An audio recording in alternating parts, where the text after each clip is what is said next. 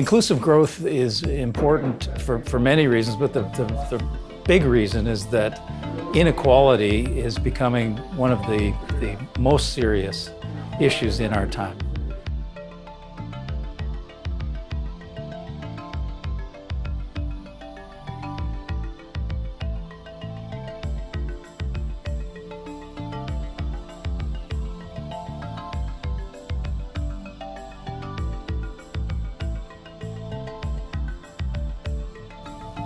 We need to be sure that we have economic growth, but that economic growth reaches everybody and that everybody can bring in their best to increase also the economic growth of a country.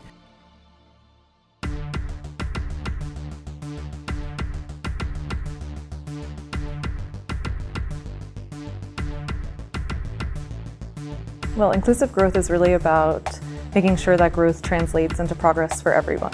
It's about putting people back at the center.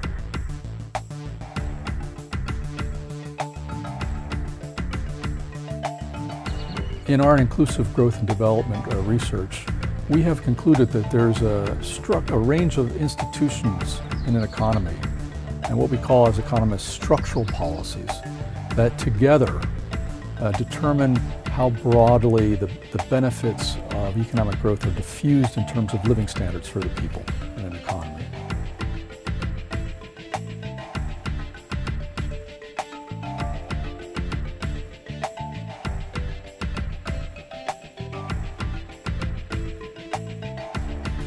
To achieve inclusive growth, you need to have a permanent dialogue between, the traditional economic part of a country, the business community, the Ministry of Finance, the productive sectors, with the social portion of these policies.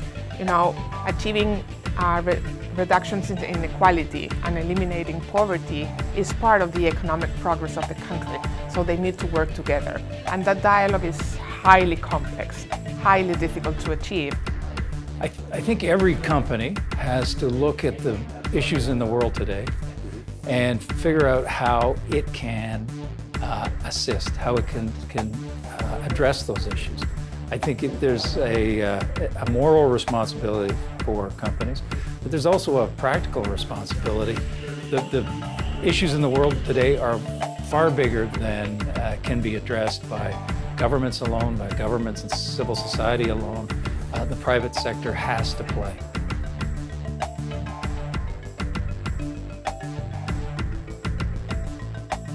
We realize that there is a constant need to generate, document and share evidence of innovative practices that work for inclusive growth. We realize also that there's a need to learn from failures.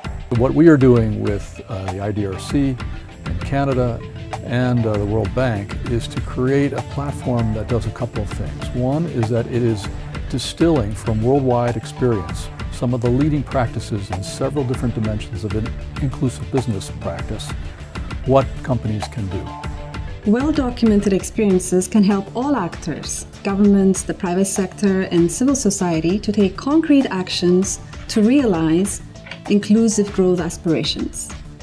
They foster learnings on what works, what doesn't, and what is doable.